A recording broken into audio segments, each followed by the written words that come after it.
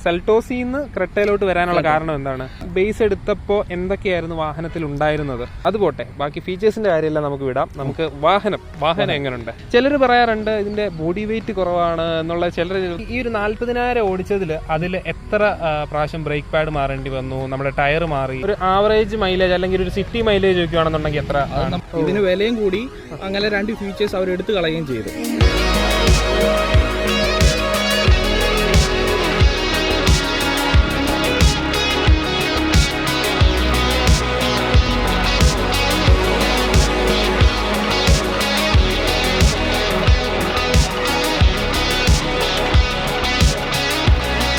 Hello friends, വാക്ക് വിത്ത് എനഫിന്റെ ഏറ്റവും പുതിയ എപ്പിസോഡിലേക്ക് സ്വാഗതം. ഹൈയുണ്ടൈ കുറേ വർഷങ്ങളായിട്ട് ഇന്ത്യക്കാരുടെ ഏറ്റവും പ്രിയപ്പെട്ട വാഹനങ്ങളിലൊന്ന് ആണ് ഹൈയുണ്ടൈ എന്ന വാഹന നിർമ്മാണ കമ്പനി. ഹൈയുണ്ടൈ ഇന്ത്യയിൽ വന്നിട്ട് കുറേ വർഷങ്ങളായി. ഇപ്പം റീസെൻ്റ്ലി അവരുടെ ഒരു സഹോദര സ്ഥാപനമായ കിയയും നമ്മുടെ ഇന്ത്യൻ മാർക്കറ്റ് പിടിച്ചെടുക്കാനായിട്ട് എത്തിയിട്ടുണ്ട്. ഇവരുടെ മെയിൻ ഒരു ഹൈലൈറ്റ് എന്ന് പറയുന്നത് ഫീച്ചേഴ്സാണ്. ധാരാളം ഫീച്ചേഴ്സാണ് ഇവരുടെ രണ്ട് വാഹനങ്ങളിൽ, അതായത് കിയയുടെ വാഹനങ്ങൾ നോക്കിയാലും ഹൈയുണ്ടൈയുടെ വാഹനങ്ങൾ നോക്കിയാലും നമുക്ക് കാണാനായിട്ട് സാധിക്കുന്നത്. നമ്മൾ ഇന്ന് യൂസർ എക്സ്പീരിയൻസ് ചെയ്യാനായിട്ട് കൊണ്ടുവന്നിരിക്കുന്നത് ഹൈയുണ്ടൈയുടെ ക്രെറ്റയാണ്. ഹൈയുണ്ടൈയുടെ ക്രെറ്റയുടെ പുതിയ വേരിയൻറ്റ്. നേരത്തെ ആദ്യം കൊണ്ടുവന്നിരുന്നൊരു ക്രെറ്റ ഉണ്ടായിരുന്നു, അത് എല്ലാവർക്കും വളരെ പ്രിയങ്കരമായ ഒരു വാഹനമായിരുന്നു. അതിനുശേഷം അവർ പുതിയൊരു വേരിയൻറ്റ്, പുതിയ മോഡൽ ഇറക്കി. ആ ഒരു വാഹനമാണ് നമ്മൾ ഇന്ന് യൂസർ എക്സ്പീരിയൻസിന് കൊണ്ടുവന്നിരിക്കുന്നത്. ഇത് അതിൻ്റെ ബേസ് വേരിയൻ്റ് ആണ്, അതായത് ഏറ്റവും ബേസ് ആയിട്ടുള്ള വേരിയൻ്റ് ആണ്. ഈ ഒരു വാഹനത്തിൻ്റെ എന്തൊക്കെ ഫീച്ചേഴ്സുകളാണ് ഇതിലുള്ളത്, എന്തൊക്കെയാണ് കുറവുകളുള്ളത്, എന്തൊക്കെയാണ് ഇതിൻ്റെ ഗുണങ്ങൾ എന്നെല്ലാം നമുക്ക് ഇതിൻ്റെ യൂസറോട് ചോദിച്ച് മനസ്സിലാക്കാം. അപ്പോൾ ഇതാണ് നമ്മുടെ ഹൈയുണ്ടൈ ക്രെറ്റയുടെ ഓണർ, ഇർഷാദ് എന്നാണ് ബ്രോയുടെ പേര്. Hi bro. ക്രെറ്റ സ്വന്തമാക്കി അല്ലേ? ക്രെറ്റ സ്വന്തമാക്കി. എത്ര കാലമായി ക്രെറ്റ സ്വന്തമാക്കി? ഇതിപ്പോ ഞാൻ വാങ്ങിച്ചിട്ട് ഒരു 3 മാസമേ ആയിട്ടുള്ളൂ. ഓക്കെ. ഇതിന് മുന്നേ എന്റെ ഫ്രണ്ട് വാങ്ങിച്ചായിരുന്നു. അതൊരു 1.5 വർഷത്തോളം വണ്ടി 1.5 വർഷം ഉപയോഗിച്ചിട്ടുണ്ട്. ഈ ഒരു മോഡൽ ഇറങ്ങിയ സമയത്ത് ഈ ഒരു മോഡൽ സെയിം, ഇതും ബേസ് ആണ്. എന്റെ ഫ്രണ്ടിന്റെ ബേസ് തന്നെയാണ്. ഞങ്ങൾ ആ സമയത്ത് ബേസ് നോക്കി എടുത്തപ്പോൾ നമുക്ക് ആ ഒരു വിലക്ക് നമുക്ക് ആ SUV കിട്ടുന്നെന്ന് പറഞ്ഞാൽ ഭയങ്കര ഇതായിരുന്നു. അപ്പൊ അങ്ങനെ എടുത്തതാണ് ആ വണ്ടി. അന്ന് നമുക്കെന്തോ 12 രൂപ അടുപ്പിച്ചായതേ ഉള്ളൂ. ആ റേഞ്ചിലായിരുന്നു അന്ന് എടുത്തത് ബേസ്. പക്ഷെ അതിനുശേഷം ഞാൻ 2022 വണ്ടി ഇതെടുത്തപ്പോൾ 12.85 ഓൺ റോഡ് പ്രൈസ്. ഓക്കെ. അപ്പം അത് ഉപയോഗിച്ച് ഇഷ്ടപ്പെട്ടിട്ടാണോ? അത് ഉപയോഗിച്ച് ഇഷ്ടപ്പെട്ടതിന് ശേഷം തന്നെയാണ് ഇത് വാങ്ങിച്ചത്. അത് ഒത്തിരി ഇഷ്ടപ്പെട്ടുകൊണ്ടാണ് ഇത് വണ്ടി വാങ്ങിയത്.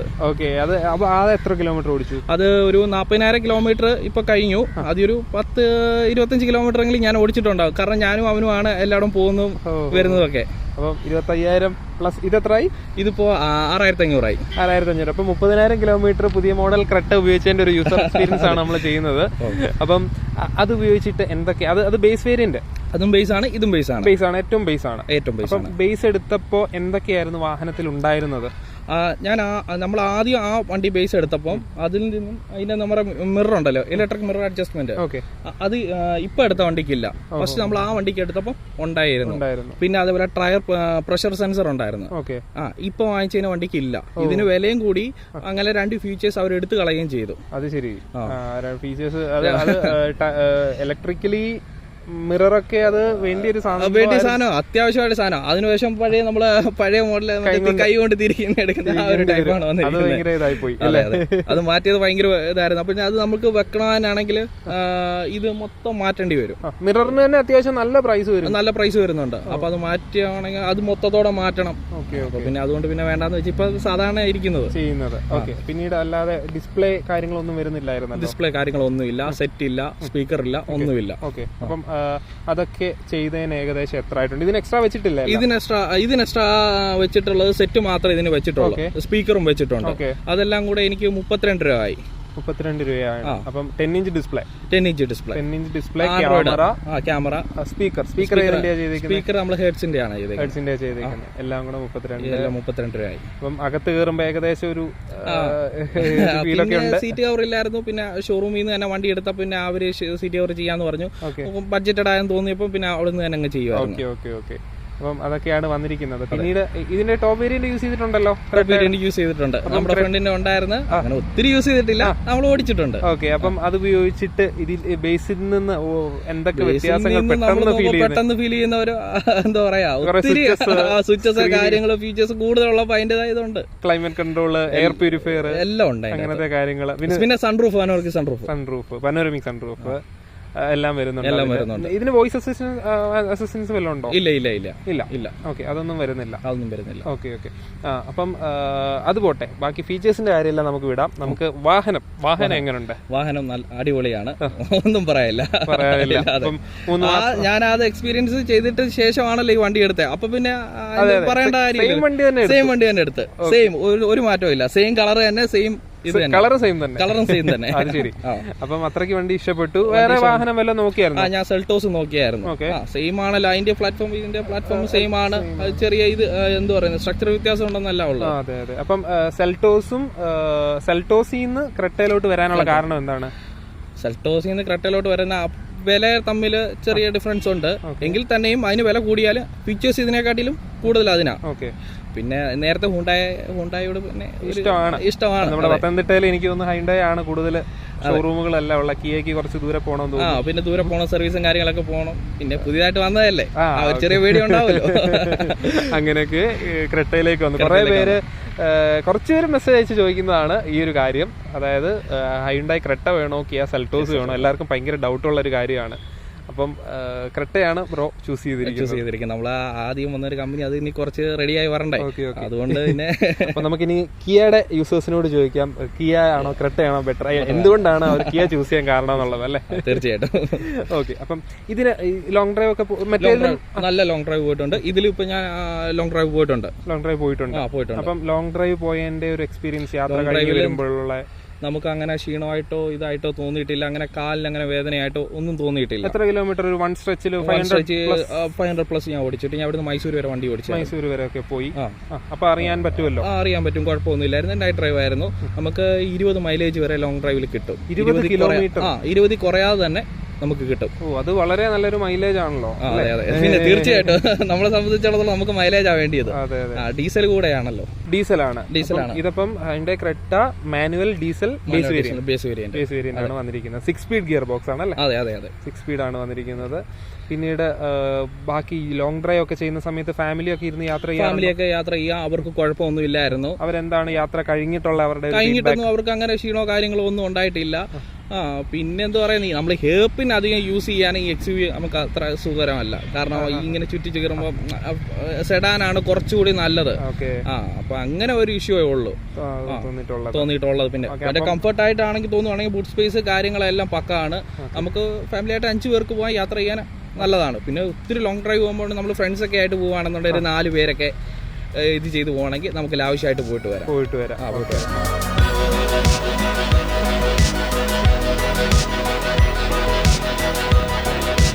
ഓക്കെ. അപ്പം ലോങ് ഒക്കെ പോകുന്നതിന്റെ മൈലേജ് ആണ് 20 കിലോമീറ്റർ പറഞ്ഞത്. 20 കുറയാതെ കിട്ടുന്നുണ്ട്. അപ്പം ഒരു ആവറേജ് മൈലേജ് അല്ലെങ്കിൽ ഒരു സിറ്റി മൈലേജ് വെക്കുകയാണെന്നുണ്ടെങ്കിൽ എത്ര? നമുക്കൊരു 14-15 ഒക്കെ ആ റേഞ്ചിലേക്ക് കിട്ടത്തുള്ളൂ. 14-15 കുഴപ്പമില്ല, അത്ര കിട്ടത്തുള്ളൂ. പിന്നെ നമ്മൾ എവിടെയെങ്കിലും ഇപ്പം ഇപ്പോൾ ഒരു കടയിൽ പോയി നമ്മൾ എന്തെങ്കിലും സാധനം ഓർഡർ ചെയ്തിട്ട് ഇരിക്കുവാണെന്നുണ്ടെങ്കിൽ ചിലപ്പോൾ ഈ സീറ്റ് നമ്മൾ ഇരിക്കുമല്ലോ. അപ്പൊ പിന്നെ അത് കുറഞ്ഞു വരും. ആവറേജിൽ അത് കുറഞ്ഞു. ലോങ്ങില് നമുക്ക് ആ കൂടുതൽ കിട്ടത്തുള്ളൂ. ഒരു 16 അല്ലാതെ നമ്മൾ വണ്ടി നിർത്തിയിടാതെ അങ്ങനെ പോവാണെങ്കിൽ ഒരു 16 മാക്സിമം ആ റേഞ്ചിൽ. പിന്നീട് അകത്തെ AC കൂളിംഗിന്റെ റിയർ AC വരുന്നുണ്ട്. AC എല്ലാം പക്കാണ്. നമുക്ക് ബൈക്കിലാണെങ്കിലും AC വരുന്നുണ്ട്. റിയർ AC ഉണ്ടല്ലോ. ബേസിന് അത് കിട്ടിയത് ഭയങ്കര ഉപകാരമാണ്. ബൈക്കിൽ ഇരിക്കുന്നവർക്ക് മറ്റേ ഫ്രണ്ടിൽ നിന്ന് വരുന്നതായിരുന്നല്ലോ, അപ്പൊ റിയർ ഉള്ളത് കൊണ്ട് ഇച്ചിരി ബെറ്റർ ആണ്. പിന്നെ നമ്മുടെ സ്റ്റിയറിംഗ് എങ്ങനെയാണ്? ടെലിസ്കോപ്പിക്കും അഡ്ജസ്റ്റ്മെന്റ് ഒക്കെ ഉണ്ടോ? മുന്നോട്ടും താഴോട്ടും ചെയ്യാൻ പറ്റുന്ന സീറ്റിന് ഹൈറ്റ് അഡ്ജസ്റ്റ്മെന്റ് ഉണ്ട്. അതേപോലെ തന്നെ ഫ്രണ്ട് ബാക്ക് ഹൈറ്റും ഉണ്ട്. ഹൈറ്റും ഉണ്ട്.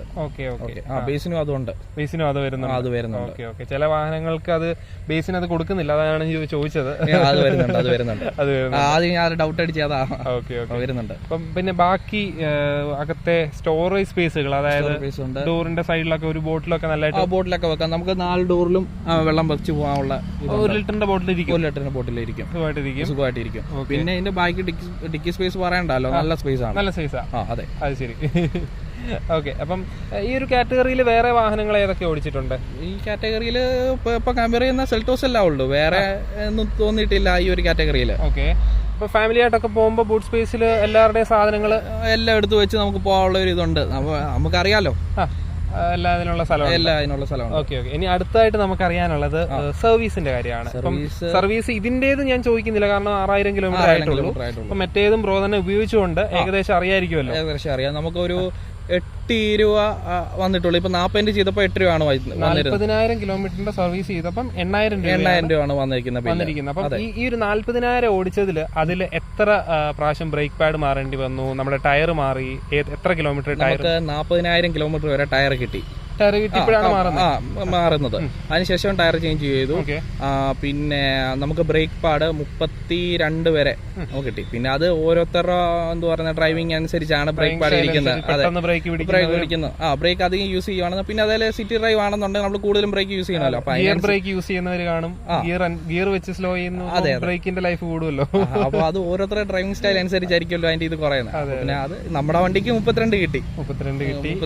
അത് മാറാൻ ഏകദേശം 5 ആ റേഞ്ചിലെ വന്നു. 5 ബ്രേക്ക് പാഡ് മാറിയത്. അപ്പൊ ഫ്രണ്ടില് രണ്ടും കൂടെ അല്ലേ? ഫ്രണ്ടിലെ ഡിസ്ക് മാറിയപ്പോൾ നമുക്ക് 5 രൂപ അല്ല 4,500 ആ റേഞ്ചാണ് വന്നത്. ലേബർ ചാർജ് ഉൾപ്പെടെയാണ്. അല്ലാതെ സർവീസിനാവുന്നത് 8 മാക്സിമം. അപ്പൊ 40,000 ഇത് 8 രൂപ വന്നേ ഉള്ളൂ. ഓയിൽ സർവീസും കാര്യങ്ങളും പിന്നെ അതിന്റെ കൂടുതൽ AC ഫിൽറ്റർ ക്ലീനിങ് അങ്ങനെയുള്ള ഒരു വന്നിട്ടുള്ളൂ. ഓക്കെ. അപ്പം ഇതിന് സർവീസ് എപ്പോഴാണ് പറഞ്ഞിരിക്കുന്നത്? ഇതിനിപ്പോ 10ലാണ്. നമുക്ക് ആദ്യം ഇത് വന്നിരുന്നത് 2,500. അത് കഴിഞ്ഞ് പിന്നെ 10, 20, 30, 40 പിന്നെ അങ്ങോട്ട് ഓരോ 10,000 കിലോമീറ്ററിലാണ് സർവീസ് പോകുന്നത്. എല്ലാ ഷോറൂമിൽ തന്നെയാണ് ചെയ്യുന്നത്. ഓക്കെ. ഷോറൂമിന്റെ ഒരു അപ്രോച്ച് ഒക്കെ എങ്ങനെയുണ്ട്? നല്ല ഇതാണ്. ഓക്കെ. അപ്പം അതൊക്കെയാണ് നമുക്ക് ഹൈണ്ടായി ക്രെറ്റയെ പറ്റി പറയാനുള്ളത്. നിങ്ങൾക്ക് വേറെ എന്തെങ്കിലും ഈ വാഹനത്തെ പറ്റി അറിയണമെന്നുണ്ടെങ്കിൽ വീഡിയോയുടെ താഴെ ജസ്റ്റ് ഒന്ന് കമന്റ് ചെയ്യുക. ഓക്കെ. ഇനി അടുത്തായിട്ട് നമുക്ക് അറിയേണ്ടത് ഏകദേശം 2 വർഷമായിട്ട് ക്രെറ്റ യൂസ് ചെയ്യുമല്ലേ? അതെ. അപ്പം ഇതിന് തോന്നിയ പോരായ്മകൾ എന്തൊക്കെയാണ്? പോരായ്മകളായിട്ട് ഒന്നുമില്ല പറയാനായിട്ട്. പിന്നെ എന്ത് പറയുന്നത് 15 ലക്ഷം രൂപയിലെ ഒരു SUV എന്ന് പറയുമ്പോൾ ആ ഒരു റേഞ്ചിൽ ഇപ്പൊ നമുക്ക് ഈ വണ്ടിക്ക് എത്ര 12.85 ആയിട്ടുള്ളൂ. ഇപ്പൊ 13 രൂപ. 13 രൂപയ്ക്ക് ഈ വണ്ടി വർത്താണ്. ഇപ്പൊ ഇതിന്റെ ഫുൾ ഓപ്ഷൻ പോകുമ്പോൾ സ്റ്റാർട്ടിങ് എന്തോന്ന് 19 രൂപ തൊട്ടാണ് സ്റ്റാർട്ടിങ് ഓട്ടോമാറ്റിക് ഒക്കെ തുടങ്ങുന്നത്. 22 വരെ 22.5 വരെ എങ്ങാണ്ടുണ്ട് full option top variant. Night edition എങ്ങാണ്ടുണ്ട്. ഇപ്പൊ വന്നേക്കുന്നത് അതാണ് ലാസ്റ്റ് റീസെന്റ് ആയിട്ട് വന്നിരിക്കുന്നത്. 23 അടുപ്പിച്ചുണ്ട്. പക്ഷെ എനിക്ക് അത്രയും പൈസ കൊടുത്ത ആ വണ്ടി വന്ന് അത് ഓരോരുത്തരുടെ ഇഷ്ടം. ആ പൈസക്ക് കൊടുത്ത് മേടിക്കുന്ന അത്രയും ഫീച്ചേഴ്സും കാര്യങ്ങളും എല്ലാം ഉണ്ട്. ഇപ്പൊ എന്താ പറയുന്നത് പനോരമിക് സൺറൂഫ് അതിൽ കാര്യങ്ങളെല്ലാം ഉണ്ട്. പക്ഷെ എനിക്ക് ഇപ്പൊ ഈ ഒരു ബഡ്ജറ്റില് ഞാൻ സന്തുഷ്ടനാണ്. ഇത് ഈ ഒരു ബഡ്ജറ്റിൽ നോക്കുമ്പോൾ ഇത് അടിപൊളി വണ്ടിയാണ്. അതെ. ഈ ഒരു ബബഡ്ജറ്റില് വേറെ SUV എന്ന് പറയാൻ വേറെ കമ്പയർ ചെയ്യില്ല. ഇപ്പോൾ ഉണ്ട്, സെൽറ്റോസ് ഉണ്ട്. ഓക്കെ, രണ്ടുപേരാണെങ്കിലും കമ്പയർ ചെയ്യാം. ക്വിഷാക്ക് യൂസ് ചെയ്തിട്ടുണ്ടാവും. ഇല്ല. ക്വിഷാക്കിന്റെ വീഡിയോ നമ്മൾ ഒരെണ്ണം ചെയ്തിട്ടുണ്ടായിരുന്നു. അപ്പം അപ്പോഴാണ് ഞാൻ ആ വണ്ടി അടുത്തറിയുന്നത്. പിന്നെ വേറെ വാഹനം എന്ന് പറയാൻ ഉണ്ട്, 1-2 വാഹനങ്ങളുണ്ട്. അപ്പം ഇതാണ് ഈ സെൽറ്റോസിലും ക്രെറ്റയിലും കമ്പയർ ചെയ്തപ്പം എനിക്കിതാണ് കൂടുതൽ എന്റെ ഒപ്പീനിയൻ പറഞ്ഞത്. ഓക്കെ, ഓരോരുത്തരുടെ ഓരോ ഒപ്പീനിയൻ. അത് മെയിനായിട്ട് ഞാൻ എടുത്തു പറയണം. കാരണം ചിലർ നമ്മുടെ വീഡിയോയുടെ താഴെ കമന്റുകൾ ഓരോരുത്തർ അവരുടെ അഭിപ്രായം പറയാണ്. അതായത് അങ്ങനല്ല ഇങ്ങനെയാണ്. അപ്പം ഇത് നമ്മൾ യൂസർ എക്സ്പീരിയൻസ് വീഡിയോ ആണ് നമ്മുടേത്, നമ്മുടെ ഒരു റിവ്യൂ അല്ല. അപ്പം യൂസർ എക്സ്പീരിയൻസ് എന്ന് പറയുമ്പോൾ ഓരോ യൂസറിനും ഓരോ എക്സ്പീരിയൻസ് ആയിരിക്കും. ഇപ്പം നാളെ ഞാൻ വേറൊരു ക്രെറ്റ ഈ സെയിം മോഡൽ ക്രെറ്റ തന്നെ കൊണ്ടുവന്നു കഴിഞ്ഞാൽ ആ യൂസറിന് വേറെ എക്സ്പീരിയൻസ് ആയിരിക്കും. പുള്ളിക്ക് ചിലപ്പോൾ 15 ആയിരിക്കും മൈലേജ് കിട്ടുന്നത്, ഇതിന് 20 കിട്ടുന്നുണ്ട്. അപ്പം അതെല്ലാവരും ഒന്ന് കൺസിഡർ ചെയ്യണം. ഇത് യൂസർ എക്സ്പീരിയൻസ് ആയതുകൊണ്ട് തന്നെ ഓരോ വീഡിയോയ്ക്കും ഓരോ യൂസറിനും ഓരോ എക്സ്പീരിയൻസ് ആയിരിക്കും. അതെല്ലാവരും ഒന്ന് കൺസിഡർ ചെയ്യണമെന്ന് ഒന്ന് പറയുകയാണ് ഇതിൻ്റെ ഇടയ്ക്ക്. ഓക്കെ, അതേപോലെ 2 ക്രെറ്റ ഞാൻ യൂസ് ചെയ്ത് 2 ഡീസലാണല്ലോ. അപ്പൊ 2 എനിക്ക് 20 കുറയാതെ എനിക്ക് മൈലേജ് കിട്ടുന്നുണ്ട്. അപ്പൊ 2 വണ്ടിക്കും. അപ്പൊ ഞാൻ ഉദ്ദേശിച്ചപ്പോ ചിലര് പറയാ എനിക്ക് 15 കിട്ടുന്നുള്ളൂ, അല്ലെങ്കിൽ എനിക്ക് 24 കിട്ടുന്നുണ്ട്. ചിലർ കുറ്റപ്പെടുത്തി പറയും. ഓരോരുത്തർ അഭിപ്രായം പറയുന്നതിന് പ്രശ്നമില്ല. അല്ല, കുറ്റപ്പെടുത്തി പറയുമ്പം അപ്പം നമ്മള് ഞാൻ 2 വണ്ടി ഉപയോഗിച്ചോണ്ട് അതാണ് ഞാൻ പൊതുവെ മെൻഷൻ ചെയ്ത കോമൺ ആയിട്ട്. ഓക്കെ, അപ്പം ചിലര് പറയാറുണ്ട് ഇതിന്റെ ബോഡി വെയിറ്റ് കുറവാണ് എന്നുള്ള. ചിലർ വിലക്ക് നമ്മളിപ്പോ 15 ലക്ഷം രൂപ അങ്ങോട്ട് പേപ്പറുള്ള വേണ്ടല്ലോ, 13 ലക്ഷം രൂപയുടെ ബോഡി വെയിറ്റ് കാര്യങ്ങളെല്ലാം ഉണ്ട് ഇതിനകത്ത്. പിന്നെ അതിലിപ്പോ നമുക്ക് ബോഡി വെയിറ്റിന്റെ കാര്യമൊന്നും പറയാൻ പറ്റത്തില്ല. അതിനുള്ള കൊടുക്കുന്ന പൈസക്കുള്ളുണ്ട്. ഓക്കെ.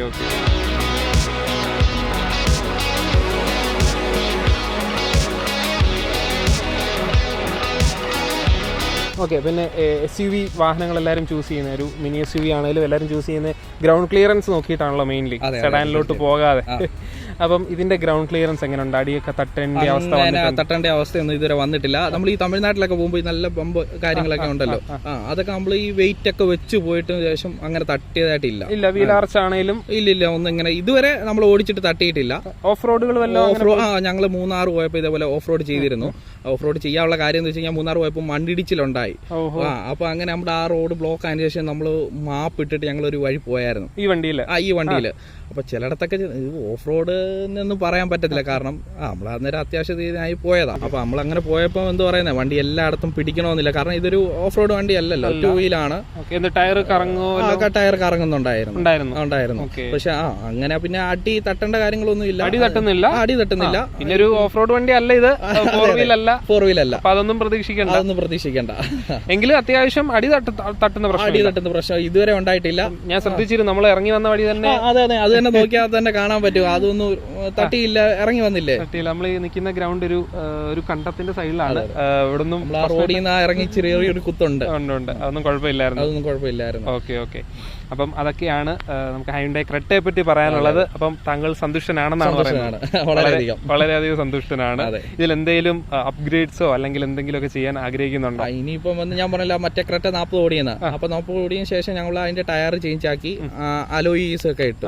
അത് രണ്ടും വരുന്നുള്ളൂ, വേറെ ഒന്നും ഓവറായിട്ട് ചെയ്യണ്ടില്ല, കാരണം വണ്ടി അല്ലാതെ തന്നെ ചെയ്യേണ്ട ആവശ്യമില്ല. ഇപ്പൊ അതുകൂടെ ചെയ്ത് കഴിഞ്ഞാൽ വണ്ടി ഓക്കെ ആയി. പിന്നെ ക്രൂസ് കൺട്രോളും നമ്മുടെ ഓട്ടോമാറ്റിക് ക്ലൈമറ്റ് കൺട്രോളും പനോരമിക് സൺറൂഫും അതൊക്കെ ഉള്ളു. അതൊക്കെ ഒരിക്കലും എപ്പോഴും ഉപയോഗിക്കേണ്ട കാര്യങ്ങളായിരിക്കില്ല. അതൊക്കെ അല്ലേ, അതൊക്കെ ഓരോരുത്തരുടെ ഇഷ്ടം നോക്കി. എനിക്കിത് ഓക്കെയാണ്. അപ്പം thank you so much bro. നമുക്ക് ഒരു നല്ലൊരു എക്സ്പീരിയൻസ് ഷെയർ ചെയ്യാൻ പറ്റി. അപ്പം ഇത് 6000 കിലോമീറ്റർ ഓടിയ വാഹനമാണ്, പക്ഷേ 40,000 കിലോമീറ്റർ ഓടിയ വേറൊരു വാഹനമുണ്ട്, 45,000 അല്ലേ? 40. അപ്പം അതിൻ്റെ കൂടെ എക്സ്പീരിയൻസ് ആണ് നമ്മൾ ഷെയർ ചെയ്തത്. അപ്പം നിങ്ങൾക്ക് എല്ലാവർക്കും ഈ വീഡിയോ ഇഷ്ടപ്പെട്ടു എന്ന് വിചാരിക്കുന്നു. നിങ്ങൾക്ക് ഇതുപോലുള്ള യൂസർ എക്സ്പീരിയൻസ് വീഡിയോ ചെയ്യണമെന്ന് താല്പര്യമാണെന്നുണ്ടെങ്കിൽ നമ്മുടെ വീഡിയോയുടെ താഴെ നിന്ന് കമൻറ്റ് ചെയ്യുക. അപ്പം നമ്മൾ പുതിയ വീഡിയോയുമായിട്ട് ഇതുപോലുള്ള യൂസർ എക്സ്പീരിയൻസ് വീഡിയോസുമായിട്ട് നമ്മൾ വീണ്ടും വരുന്നതായിരിക്കും. അതുവരേക്കും ഗുഡ് ബൈ.